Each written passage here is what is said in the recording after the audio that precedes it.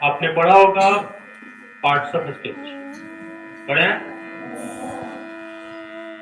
Parts of speech में आपने word classes को देखा होगा।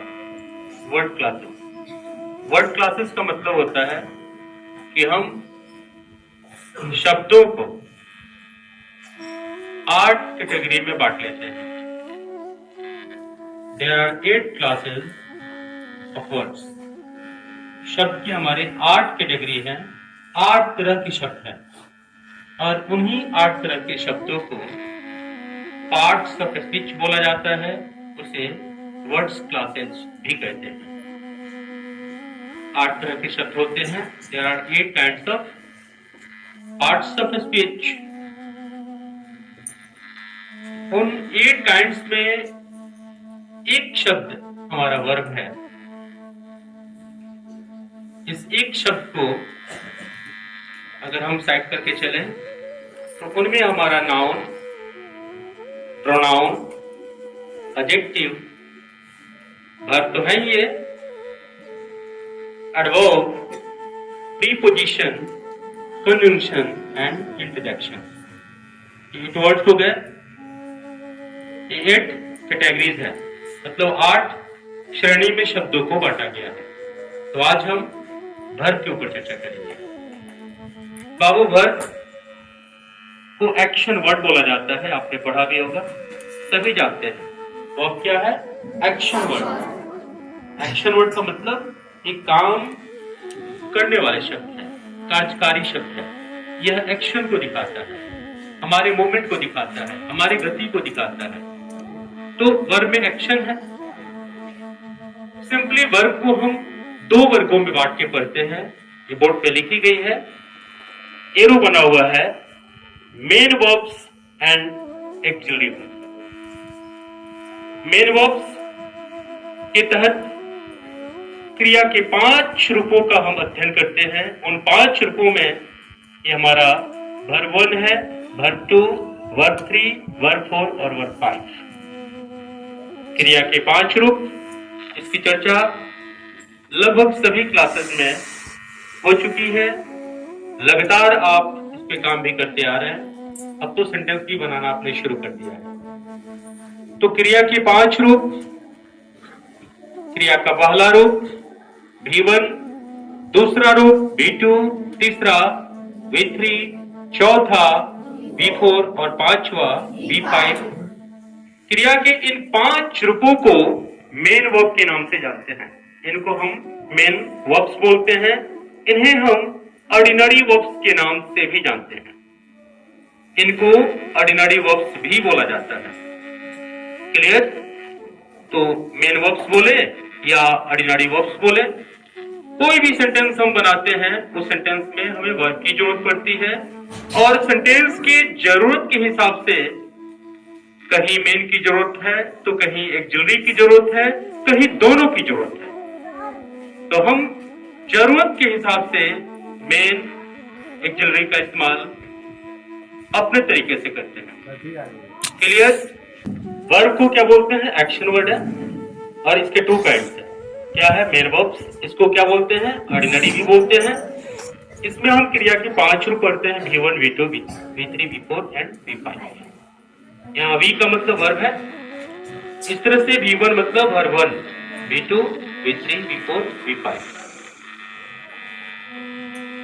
इन क्रिया के 5 रूपों की सहायता के लिए हमारे पास एक्सिलरी वर्ब्स है। इसकी संख्या टोटल 24 है। इन क्रिया के 5 रूपों की सहायता के लिए, मेन वर्ब्स की सहायता के लिए हमारे पास एक्सिलरी वर्ब है। एक्सिलरी का मतलब ही होता है हेल्पिंग वर्ब, सहायक क्रिया। इसे हम बोलते हैं सहायक क्रिया, सहायता करने वाली क्रिया, और ये सहायता करती है मेन की। फाइन? तो एक्सिलरी की संख्या इंग्लिश में 24 है। यहां हमने डिजिट में लिखा है 24। एक्सिलरी की टोटल संख्या 24 है। और इस मेन वर्ब्स में हम पढ़ते हैं क्रिया के 5 रूप, जो आवश्यकता के हिसाब से हम अपने सेंटेंस में इस्तेमाल करते हैं। बाबू, एक्सिलरी को अपनी जरूरत के हिसाब से 3 कैटेगरीज में बांटा गया है। पहला हमारा प्राइमरी है, इसकी संख्या 11 है। दूसरा हमारा मॉडल से, इसकी संख्या 10 है। और तीसरा हमारा सेमी मॉडल से, इसकी संख्या 3 है। हम जब तीनों को जोड़ देंगे तो ये हमारे 11, 10 और 3 24। एक्सिलरी वर्ब की संख्या कितनी हो गई? 24। और ये एक्सिलरी मेन की सहायता के लिए बने हैं। एक्सिलरी मेन वर्ब को सपोर्ट करता है, उनकी सहायता करता है, उनकी मदद में होता है और मेन की सहायता कर, मेन की हेल्प कर यह टेंस, वॉइस तथा मोड की रचना करता है। अब यहां टेंस, वॉइस और मोड, इसके ऊपर चर्चा होगी। टेंस की रचना का मतलब क्या है? यह टाइम को अलग अलग पार्ट में बांट के बताने की कोशिश करता है कौन सा काम किस समय में हुआ। वॉइस का मतलब है कि यह केवल काम पर फोकस करने की कोशिश करता है कि काम कैसे हुए।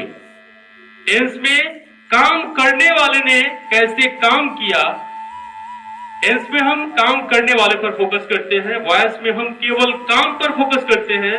और मूड जिसको बोला जाता है, मूड में हम काम की अवस्था को दिखाते हैं, स्टेट को दिखाते हैं। तो ये मेन की सहायता कर टेंस, वॉइस तथा मूड, ये 3 चैप्टर्स है। टेंस में सब्जेक्ट डोमिनेंट होता है, वॉइस में ऑब्जेक्ट डोमिनेंट होता है और मूड में हमारी कार्य की अवस्था या स्थिति होती है, किस अवस्था में, किस स्थिति में काम को किया गया। तो जब हम कार्य की अवस्था की बात करेंगे वह चैप्टर हमारा मूड बनता है, और जब हम काम करने वाले की बात करेंगे तो हमारा टेंस होता है, और जब हम सिर्फ काम की बात करेंगे तो हमारा वॉइस होता है। वर्ब का जो रोल है, यह रोल है मेन वर्ब की सहायता ये 24 फाइनाइट्स हमारे करते हैं। एक्सिलरी को हेल्पिंग के नाम से भी जाना जाता है, इसको 24 फाइनाइट्स भी कहा जाता है, इसको एनामोलस के नाम से भी जाना जाता है। तो आप अलग अलग राइटर्स को उठा के पढ़ोगे, एनामोलस, हेल्पिंग, एक्सिलरी तो है ही, 24 फाइनाइट्स, इस तरह से इसके अलग अलग नाम है, लेकिन सबका मकसद एक ही है, सबका विजन एक ही है कि हम मेन की सहायता करेंगे और हम टेंस, वॉइस तथा मूड की रचना करेंगे। तो विजन तो क्लियर हो गया, ऑब्जेक्टिव क्लियर हो गया कि वर्ब का विजन है एक्सिलरी की मदद से टेंस, वॉइस तथा मूड की रचना करना है। अब यहां टेंस का सीधा संबंध होता है कि किस समय में कौन सा काम हुआ, हमने किस समय में किस काम को किया, उस काम को अलग अलग टाइम में बांटने के लिए हम क्रिया के 5 रूपों का अध्ययन करते हैं, और यही क्रिया के 5 रूप सहायता लेते हैं एक्सिलरी से, यानी ये एक्सिलरी वर्ब इन क्रिया के 5 रूपों को असिस्ट करके समय को दिखाते हैं। ये बता देते हैं कि वर्तमान में कौन सा काम हुआ, अतीत में कौन सा काम हुआ और भविष्य में कौन सा काम होगा। ये वर्तमान, अतीत और भविष्य की निर्धारण हम इन्हीं क्रिया के 5 रूपों से करते हैं। ये क्रिया के 5 रूप अगर हमारा क्लियर नहीं है, स्पष्ट नहीं है, तो फिर हम प्रेजेंट, पास्ट और फ्यूचर के एक्शन को हम क्लियर नहीं कर पाएंगे।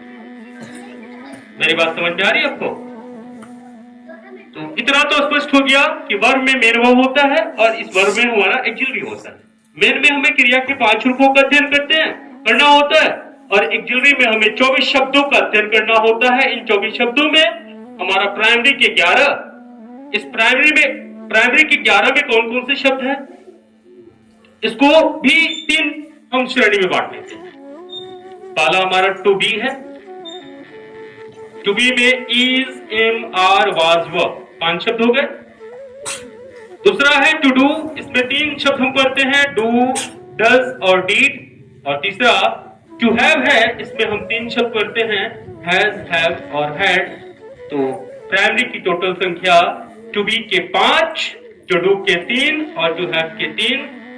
अगर आप तीनों को जोड़ देंगे तो टोटल 11 हो गए, 11 हो गए, इसलिए हमने यहां लिखी है प्राइमरी की संख्या 11।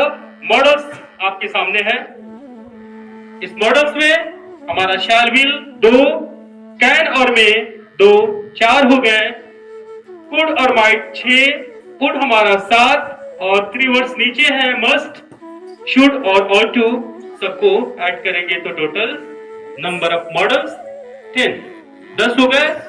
और इसके बाद हमारे बीच मॉडल्स के बाद सेमी मॉडल्स है। इस सेमी मॉडल्स को मार्जिनल के नाम से भी जाना जाता है, इसको मार्जिनल वर्ब्स भी बोला जाता है। इसकी संख्या 3 है जो डेयर, नीड और यूज टू के नाम से जाना जाता है। तो हमारा क्या है, डेयर, नीड और यूज टू सेमी मॉडल्स, और ये सारे मॉडल्स 10 हो गए।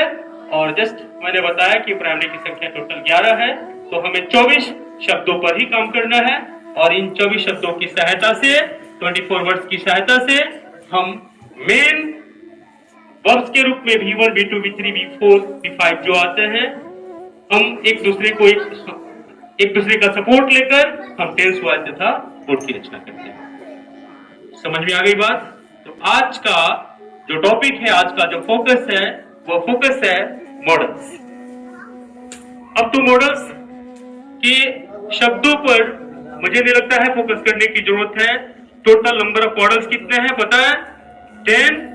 प्राइमरी की संख्या कितनी है? 11। एंड सेमी मॉडल्स की संख्या कितनी है? इतना तो कंफर्म हो गया। अब आ जाइए बाबू मॉडल्स के ऊपर। मॉडल्स का जो नेचुरल फीचर है, मॉडल्स के विषय में कहा जाता है कि यह सिर्फ और सिर्फ V1 को लेता है। क्रिया के 5 रूपों में केवल पहला रूप है जो मॉडल्स के साथ में इस्तेमाल होता है, और किसी रूप का इस्तेमाल मॉडल के साथ में नहीं होता है। जब इन 10 शब्दों के बाद हम मेन वर्ब को रखेंगे तो वो मेन वर्ब केवल V1 होगा। इस बात को आप नोट कर लेंगे, इस बात को अपने दिमाग में सेट कर लेंगे कि हर मॉडल्स को केवल V1 ही चाहिए। क्रिया के 5 रूप, वर्ब के 5 फॉर्म्स, और उस 5 फॉर्म्स में केवल आप V1 का ही प्रयोग करेंगे। क्लियर हो गई? तो क्या है मॉडल्स की फीचर, क्या है? It takes only first form of verb. यह केवल क्रिया का पहला रूप लेता है। क्लियर हो गया? तो हम क्रिया के 5 रूपों में से V2, V3, V4, V5 का इस्तेमाल कभी भूल के भी मॉडल के साथ में नहीं करेंगे।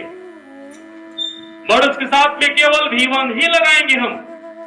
पैसिव फॉर्म में जब हम जाएंगे तो सारे मॉडल्स को B देते हैं और B के बाद हम V3 दे देते हैं। केवल हम काम की बात करेंगे तब।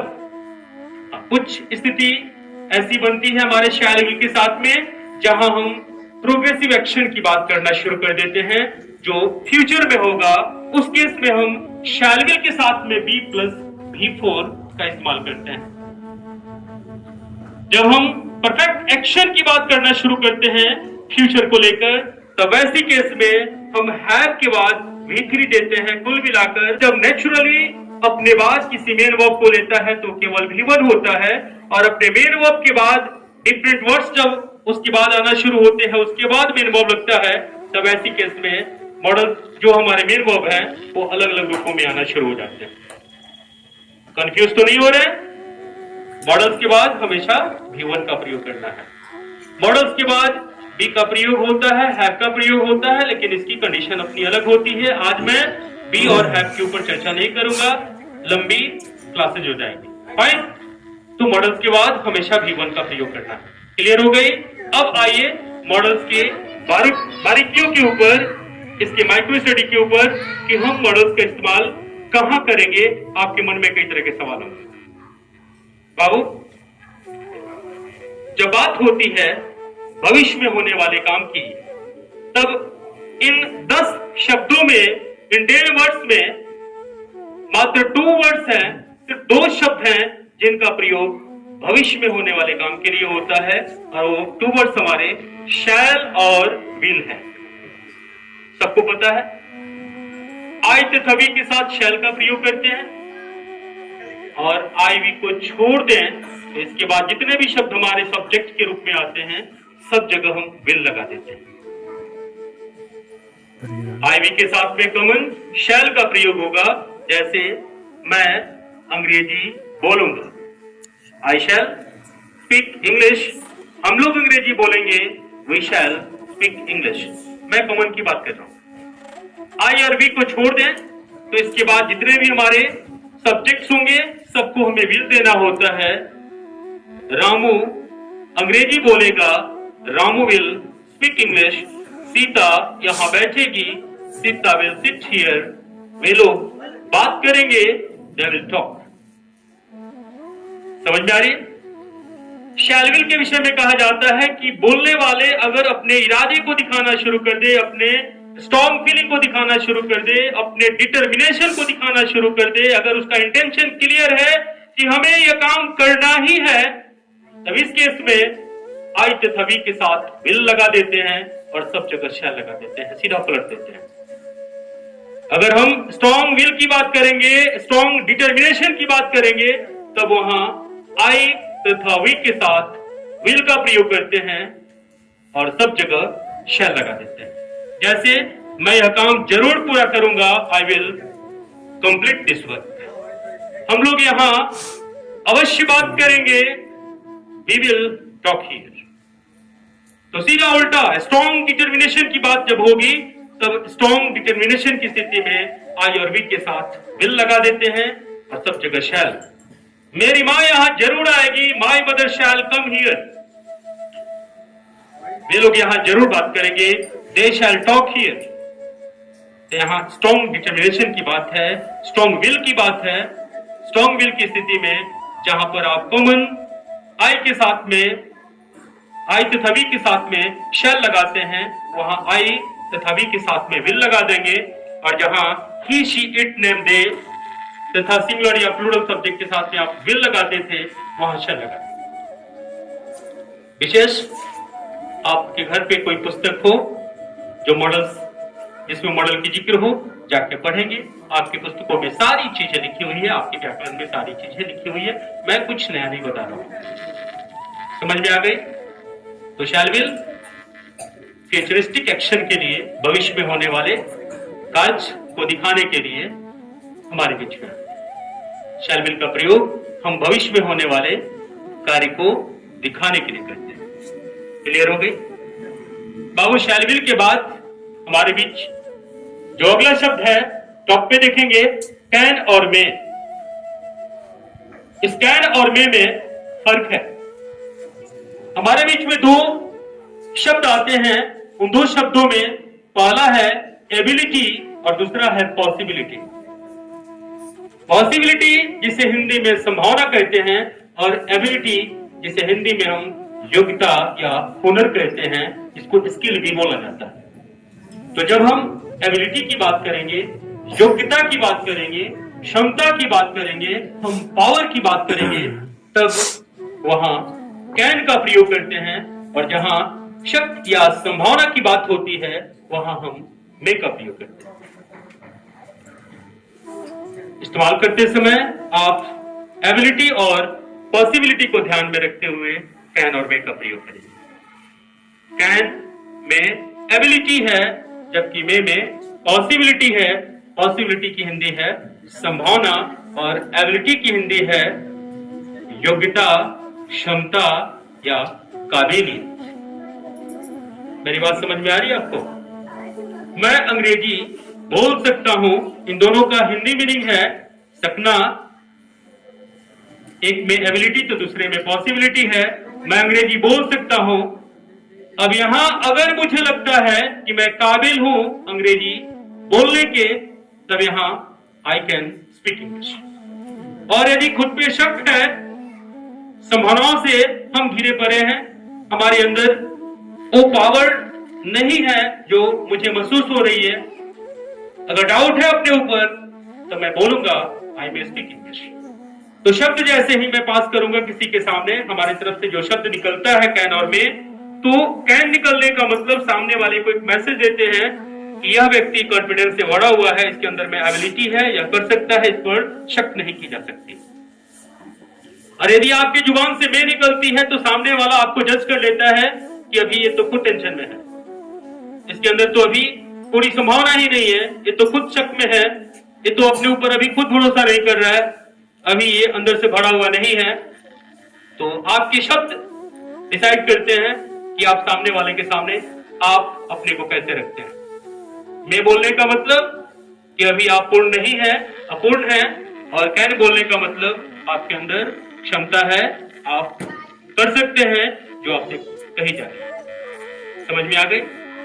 तो एबिलिटी के लिए हम कैन का प्रयोग करेंगे और पॉसिबिलिटी के लिए हम मे का प्रयोग करेंगे। क्लियर हुआ? जब भविष्य की बात करेंगे, भविष्य में होने वाले कार्य की बात करेंगे, तो वहां पर हम शैल और विल का प्रयोग करेंगे, और जब हम क्षमता या योग्यता की बात करेंगे तो कैन लगा देंगे, और जहां पॉसिबिलिटी की बात होगी वहां मे लगा देंगे। कोई दिक्कत है? फोर वर्ड्स में कोई दिक्कत? अब ट्रांसलेशन के माध्यम से समझने की कोशिश करें। मैं अंग्रेजी बोलूंगा, मैं अंग्रेजी जरूर बोलूंगा। मैं अंग्रेजी बोलूंगा, आई शैल स्पीक इंग्लिश। मैं अंग्रेजी जरूर बोलूंगा, आई विल स्पीक इंग्लिश। मैं अंग्रेजी बोल सकता हूं, I can speak English, it means I am able to speak English. I can speak English, it means I am able to speak English, and I may speak English, I am in doubt, it may be. मैं शक में हूं, मुझे भरोसा नहीं है कि मैं बोल ही लूंगा, आई मे स्पीक इंग्लिश। कोशिश कर रहा हूं, हो सकता है सफलता मिल जाए, तो कोशिश कर रहा हूं, हो सकता है सफलता मिल जाए। मैं और कैन का मतलब सफलता मिलेगी, मैं हूं जो चाहिए कैन। समझ में आ गई? तो कैन और मे में अंतर समझ में आ गई? शैल और विल का प्रयोग आप भविष्य में होने वाले कार्य के लिए करेंगे, और एबिलिटी की बात जब होगी तो आप कैन लगा देंगे, पॉसिबिलिटी की बात होगी तो आप वहां मे लगा देंगे। कोई दिक्कत है? आगे बढ़ा जाए। बाबू, कैन का पास्ट फॉर्म कुड होता है और मे का पास्ट फॉर्म माइट होता है। पास्ट फॉर्म मतलब कैन का पास्ट फॉर्म मतलब रूप होता है, और मे का माइट होता है। तो यहां कुड और माइट का प्रयोग हम कई तरीके से करते हैं।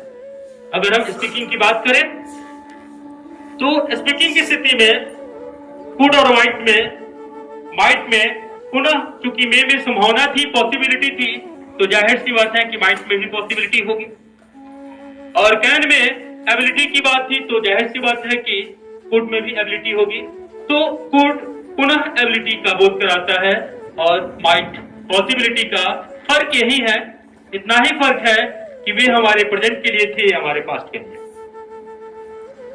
जैसे मैं अंग्रेजी सीख सका, अगर मैं बोलूं आई कुड लर्न इंग्लिश, यहां पर दूसरा सेंटेंस अगर मैं बनाऊं आई माइट लर्न इंग्लिश, तो दोनों में फर्क होता है।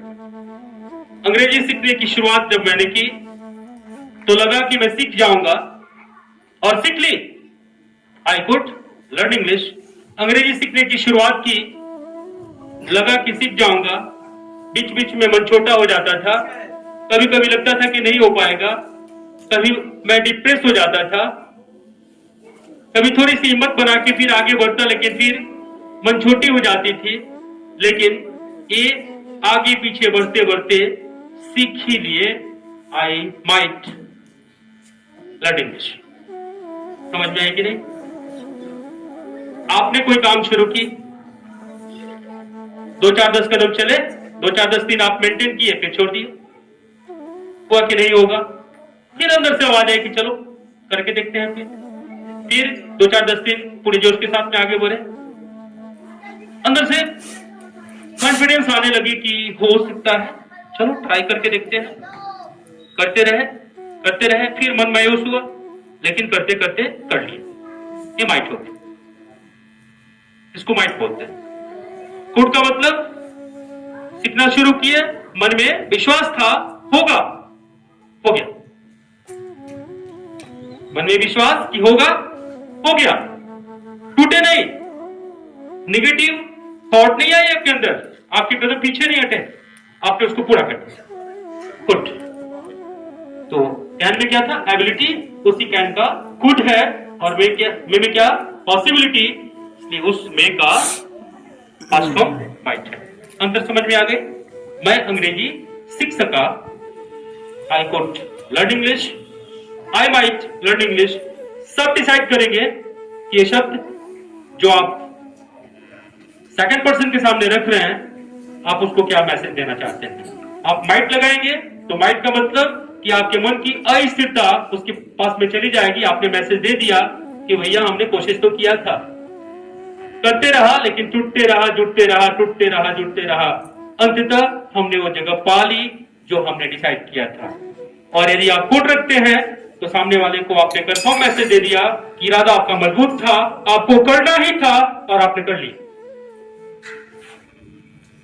समझ में आ रही कि नहीं मेरी बात? तो इस तरह से कोड और माइंड का इस्तेमाल आप कॉमन वे में करते हैं। दूसरी चीज बाबू, कोड और माइंड का प्रयोग मल्टी यूज है। कोड और माइंड का प्रयोग हम कई तरीके से करते हैं। उन कई अर्थों में एक अर्थ में आपको बता दे रहा हूं, जब भी आप पोलाइट रिक्वेस्ट की बात करेंगे, पोलाइट रिक्वेस्ट में पोलाइट परमिशन की बात करेंगे, तब वहां कोड माइंड का प्रयोग एक दूसरे के स्थान पर आप आसानी से कर लेंगे। मैंने बताया था पिछली क्लासेज में कि पोलाइट रिक्वेस्ट क्या है और कॉमन रिक्वेस्ट क्या है। प्लीज काइंडली को लेकर के मैंने बताया था जब इंपरेटिव क्लास चली थी, याद होगी आपको। तो यहाँ पे पोलाइट रिक्वेस्ट, पोलाइट परमिशन का मतलब है, यहाँ पर परमिशन का मतलब क्या है कि अगर आप क्लास कर रहे हैं और आपको बाहर जाना है, आपने अपने सर जी से बोला, सिंपली बोलते हैं ना सर मे आई गो आउट, बोलते हैं ना, आप कॉमन परमिशन लेते हैं सर मे आई गो आउट। यहाँ मे का जो पोलाइट सिनोनिम है वो है कुड और माइट। अगर उस जगह पर मे आई गो आउट सर के जगह पर अगर आप बोलते हैं sir could I go out, sir might I go out, तो ज्यादा पोलाइट होगा मे के मायने में। तो रिक्वेस्ट के लिए आप मे और माइट का प्रयोग कर सकते हैं, परमिशन लेने के लिए कर सकते हैं, कोई दिक्कत। तो कॉमन पास्ट एबिलिटी की बात होगी तो आप कोड लगा देंगे, और पास्ट के पॉसिबिलिटी की बात होगी वो हम माइट लगा देंगे। कोई दिक्कत है बाबू? आगे बढ़ा जाए। तो हमने क्या देखा, कैन का, कुड और मे का, माइट। अब हम आ जाते हैं वुड के ऊपर। तो जिस तरह से आपने पोलाइट रिक्वेस्ट किया कुड और माइट को लेकर, आप कुड माइट के स्थान पर वुड का प्रयोग भी पोलाइट रिक्वेस्ट के लिए कर सकते हैं। आपके पास में अब तीन विकल्प रखी हुई है।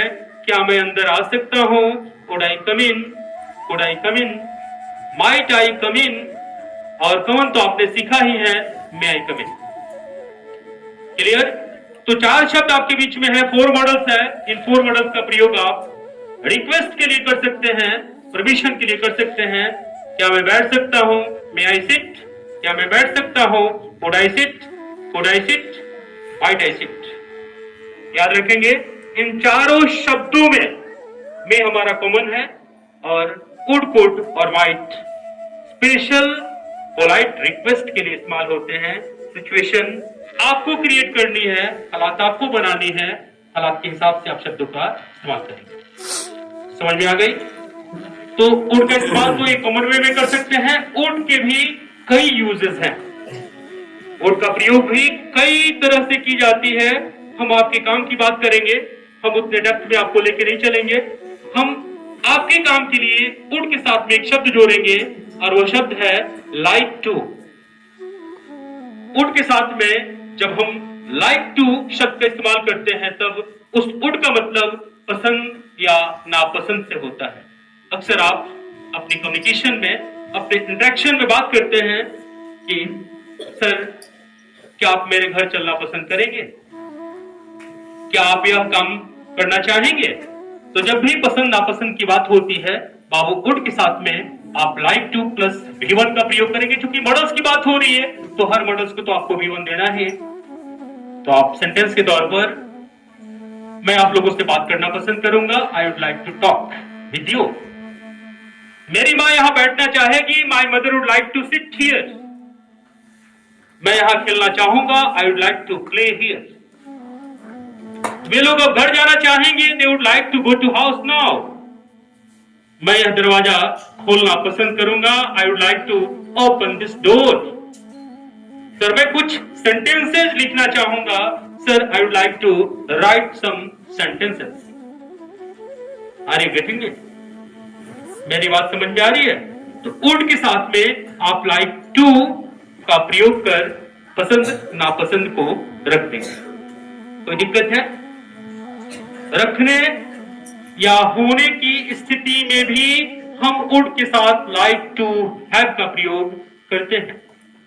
मैं एक कार रखना पसंद करूंगा, I would like to have a car. मैं एक नौकर रखना चाहूंगा, I would like to have a servant. मैं यह पुस्तक रखना पसंद करूंगा, I would like to have this book. तो रखने की बात जब होगी, होने की बात होगी, तो आप वुड के साथ लाइक टू हैव, और केवल पसंद की बात होगी, नापसंद की बात होगी, तो आप वुड के साथ लाइक टू प्लस V1 का प्रयोग करेंगे। समझ में आ रही है? तो हमने क्या देखा अभी? पोलाइट रिक्वेस्ट के लिए हमने आपको वुड दिया, क्या मैं यहां बैठ जाऊं? Would I sit here? Could I sit here? Might I sit here? अगर हम कॉमन रिक्वेस्ट की बात करें, मे आई सिट हियर? मैं आपसे बात करना चाहूंगा, I would like to talk to you. आप लोग यहां आना चाहेंगे, you would like to come here. तो वुड के साथ लाइक टू प्लस V1 लगा देंगे। वुड माइट समझ में आ गई? वे लोग जा सके, वे लोग पटना जा सके, they could go to Patna, they might go to Patna. और माइट बोलेंगे तो क्या प्रॉब्लम है? कुड बोलेंगे तो क्या उसका मतलब है? आपको समझ लेना। समझ में आ गई? तो अभी हमने क्या दिया आपको?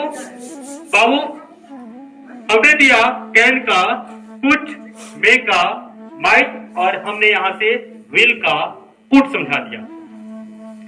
विल का वुड होता है फास्ट फॉर्म, तो शायद विल तो समझ चुके हैं, आप वुड भी समझ गए। अब हम आ जाएंगे अपने मस्ट, और टू और शुड पर। बाबू हमारे पास डिफरेंट तरह की ड्यूटीज होती है, हमारे अलग अलग कर्तव्य होते हैं, हमारी अलग अलग जिम्मेवारी होती है। हम अपने जिम्मेवारियों को, हम अपने कर्तव्य को 3 श्रेणी में बांट लेते हैं। इन 3 श्रेणियों में जो पहला हमारा कर्तव्य है वो है सामान्य कर्तव्य, दूसरा हमारा नैतिक कर्तव्य, और तीसरा हमारा अनिवार्य कर्तव्य। हमारी जिम्मेवारियां, हमारा कर्तव्य 3 श्रेणियों में बटा हुआ है। इसके 3 कैटेगरीज है। पहला सामान्य कर्तव्य, दूसरा नैतिक कर्तव्य, और तीसरा अनिवार्य कर्तव्य। तो जब हम सामान्य कर्तव्य की बात करेंगे, उसके लिए हम शुड का प्रयोग करते हैं। जब नैतिक कर्तव्य की बात करते हैं तो वहां हम और टू लगाते हैं, और जब हम अनिवार्य कर्तव्य की बात करते हैं तो वहां मस्ट लगाते हैं। मस्ट की हिंदी मीनिंग है अवश्य या जरूर चाहिए। चाहिए शब्द के साथ में जरूर या अवश्य लगा होता है। शुड और ought to इन दोनों की हिंदी मीनिंग है चाहिए। सामान्य कर्तव्य में क्या है? अब आपके लिए सामान्य क्या है? स्कूल जानी चाहिए, साफ सुथरे कपड़े पहननी चाहिए, समय से नाश्ता करनी चाहिए, समय से भोजन करनी चाहिए, समय से स्नान करनी चाहिए, कमरे की सफाई करनी चाहिए। ये क्या है? आपका सामान्य कर्तव्य है। लेकिन आपकी नैतिक कर्तव्य में क्या है? आपको सच बोलनी चाहिए, आपको अपने गुरु की रिस्पेक्ट करनी चाहिए, मम्मी पापा की आदर करनी चाहिए, उनकी बात माननी चाहिए, अपने से बड़ों की इज्जत करनी चाहिए, छोटों से प्यार करनी चाहिए। क्या है? आपका नैतिक कर्तव्य है, ये आपका मोरल ड्यूटी है। समझ में आ गई? तो जब मोरल ड्यूटी की बात करते हैं वहां हम और टू लगा देते हैं, और जहां सामान्य कर्तव्य की बात करते हैं वहां शुड लगा देते हैं। कुछ ग्रामेरियंस शुड को लेके कहते हैं कि शुड में भी मोरालिटी होती है, इसलिए और टू के स्थान पर आप शुड का प्रयोग कर सकते हैं। लेकिन सारे शुड के एक्शन पर आप और टू नहीं लगा सकते। और टू स्पेशल बना है मोरल ड्यूटी के लिए, इसलिए अगर आप कंफ्यूज ज्यादा हैं तो आप और टू की जगह मोरल को दिखाने के लिए शुड का प्रयोग भी कर सकते हैं। समझ में आ गई? जैसे मुझे सच बोलनी चाहिए, I should speak the truth. अगर मैं इंप्रेसिव वर्ड बनाऊं, इफेक्टिव सेंटेंस में बनाने की कोशिश करूं, तो यहां मुझे सच बोलनी चाहिए, I ought to speak the truth.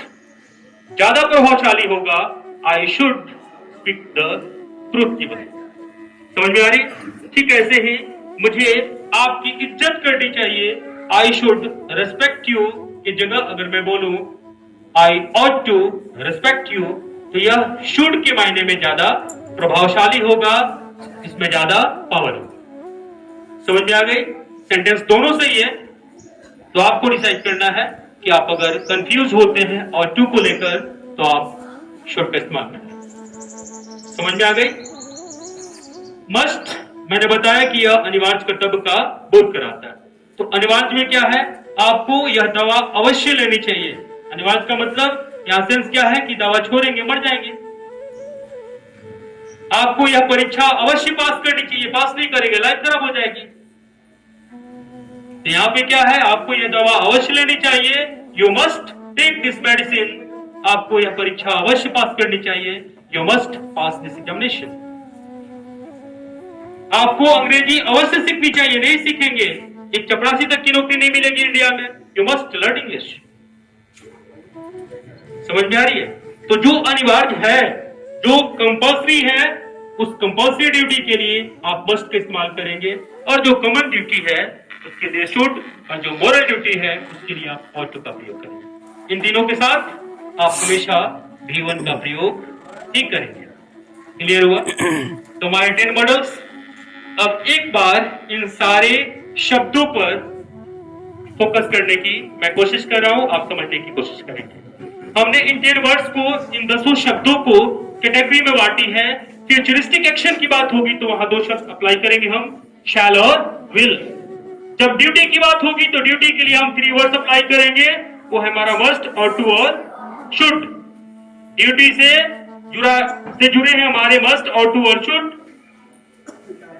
Futuristic action से जुड़े हमारे शब्द शैल और विल। जब हम पॉसिबिलिटी की बात करेंगे तो उस पॉसिबिलिटी में हमारा मे और माइट है, और जब हम एबिलिटी की बात करेंगे तो एबिलिटी में हमारा कैन और कुड है। जब हम लाइक डिसलाइक की बात करेंगे, लाइक टू लगाकर, तो वहां पे हम कुड का प्रयोग। सामान्य रिक्वेस्ट की बात करेंगे तो हम वहां मे का इस्तेमाल करेंगे, और स्पेशल रिक्वेस्ट की बात करेंगे, हम पोलाइट रिक्वेस्ट की बात करेंगे तो पोलाइट रिक्वेस्ट की स्थिति में हम वुड, कुड और माइट का प्रयोग एक दूसरे के स्थान पर कर लेंगे। समझ में आ गई? आई सबको समझ में? मॉडल्स की फीचर क्या है? हर हाल में इसको भी1 देना है।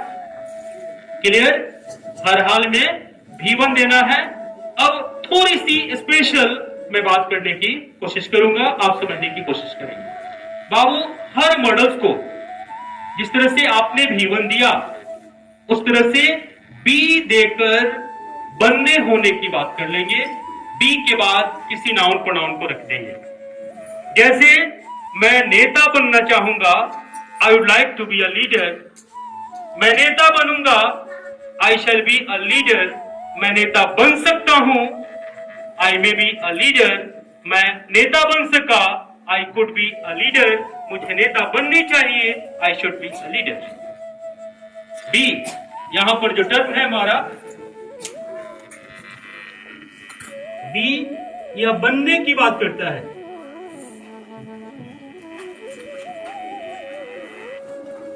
बी बनने की बात करता है। फिर से ध्यान देंगे, हम आ जाएंगे इस मॉडल के पास में। मैं नेता बनूंगा, आई शैल बी अ लीडर। आप नेता बनेंगे, you will be a leader. आप नेता बन सकते हैं, you can be a leader. आप नेता बन सकते हैं, you may be a leader. ठीक वैसे ही कुड और माइट, आप नेता बन सके, you could be a leader, you might be a leader. आप नेता बनना पसंद करेंगे, you would like to be a leader. अब आ जाएंगे नीचे, आपको नेता अवश्य बननी चाहिए या होनी चाहिए, you must be a leader. आपको नेता होनी चाहिए, you should be a leader, you ought to be a leader. तो हमने एक शब्द दिया अभी, सबके साथ में अप्लाई कर ली, बनने होने की बात हमने कर ली। अब अगला जो शब्द है इसके साथ वो है हैव।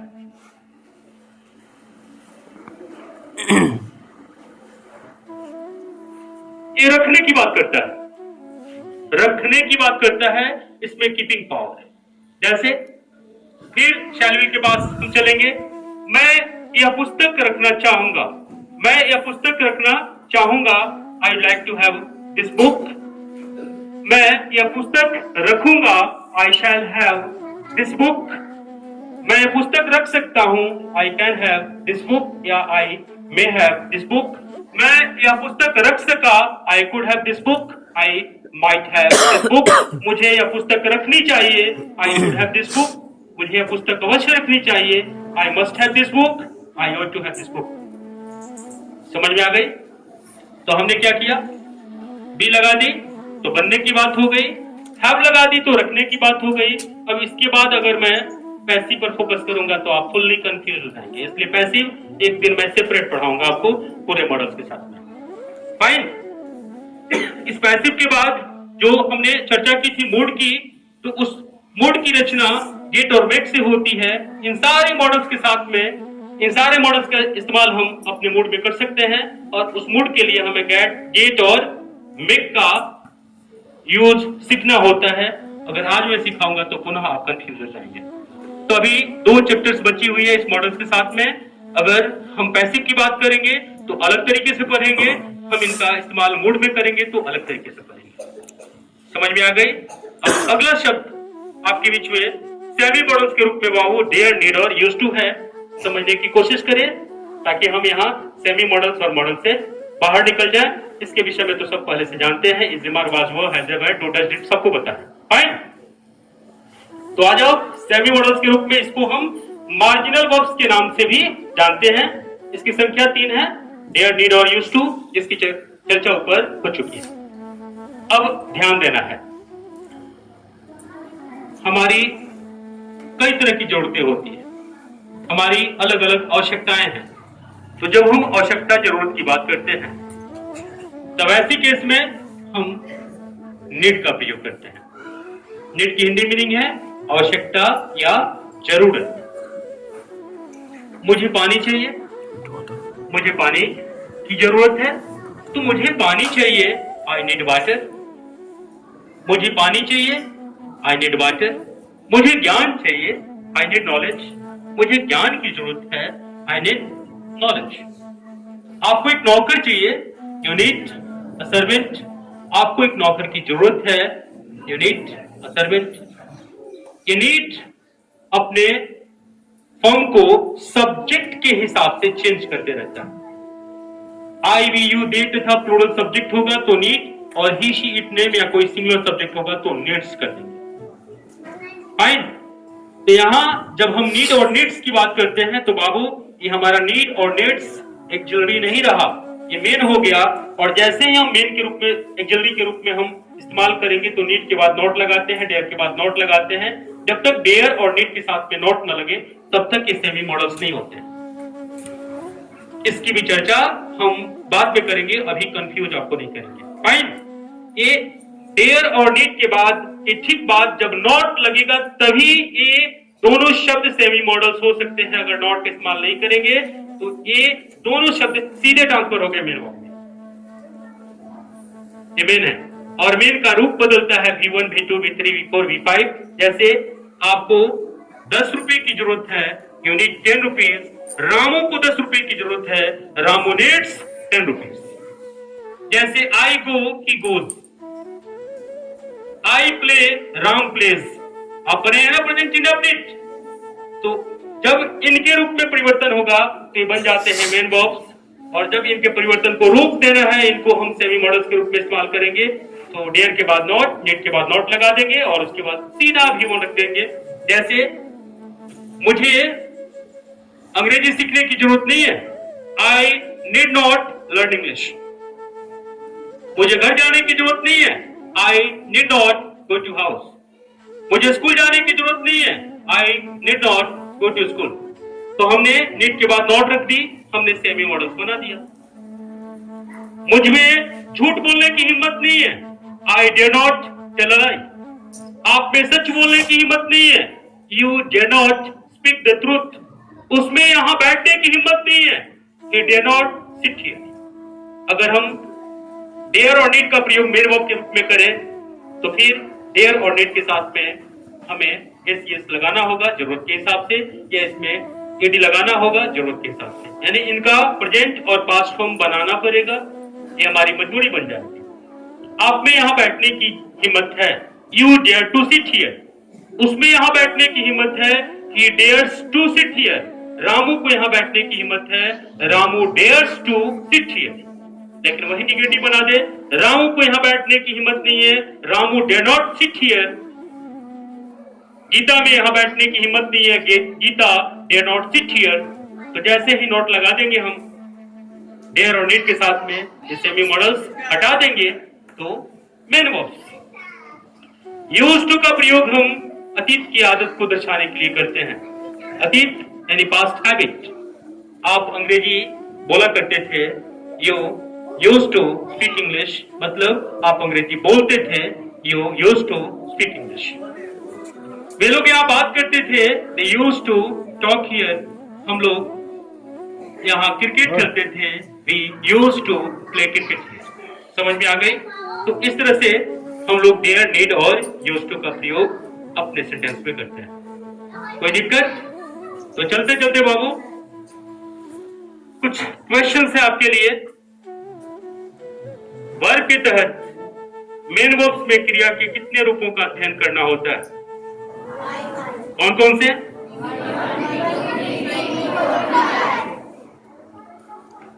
एक्सिलरी वर्ब की संख्या कितनी है? प्राइमरी एक्सिलरी की संख्या? मॉडल्स की संख्या? Semi models? फ्यूचरिस्टिक एक्शन के लिए मॉडल्स में किन किन शब्दों का इस्तेमाल होता है? ड्यूटी को दिखाने के लिए कौन कौन से शब्द आते हैं?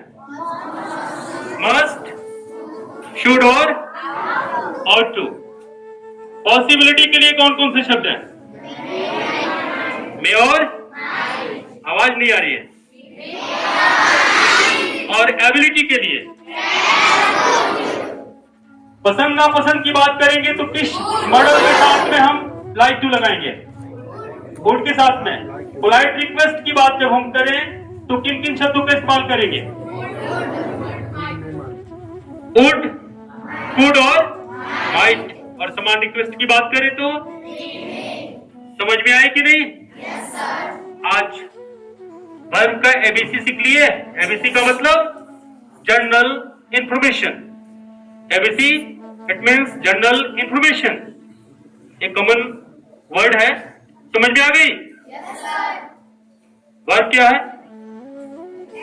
Action word. वर्ब को कितने कैटेगरी में बांटा गया है? कौन कौन सा? मेन वर्ब में क्या पढ़ते हैं? एक्सिलरी की संख्या? मॉडल की संख्या? Semi model? प्राइमरी? सारे मॉडल्स के साथ में V1 छोड़कर सारे इस्तेमाल कर सकते हैं? केवल V1? बनने होने की बात होगी तो मॉडल्स के साथ में बी लगाएंगे कि हैव? रखने की बात होगी तो क्या लगाएंगे? कोई दिक्कत? शैल और विल में अगर स्ट्रॉन्ग डिटर्मिनेशन की बात होगी तो किसको चुनेंगे? आईवी के साथ में क्या लगाएंगे? शैल की विल? स्ट्रॉन्ग डिटर्मिनेशन की बात हो, अगर हमारी दृढ़ संकल्प की बात होती है तो आई तथा वी के साथ में शैल की विल। राम मोहन के साथ में शैल की विल। सीता यहां जरूर आएगी, क्या बनाएंगे आप? सीता शैल। मैं वहां जरूर जाऊंगा, क्या बनेगा? I will go there. मैं वहां जाऊंगा, कैसे बनेगा? I shall go. I shall go there. मैं वहां जाऊंगा, मैं वहां जरूर जाऊंगा, I will go there. Sita यहां आएगी, Sita will come here. Sita यहां जरूर आएगी, सीता शैल कम हियर। समझ में आ गई? कोई दिक्कत है? Models clear? अब तो डाउट नहीं होनी चाहिए कि सर मॉडल्स की संख्या कितनी है, एक्सिलरी की संख्या कितनी है, सेमी मॉडल्स की संख्या कितनी है, प्राइमरी की संख्या कितनी है, मॉडल्स में कौन सा शब्द कहां पर फिट होगा, क्या V1 का प्रयोग करें, V2, V3, V4,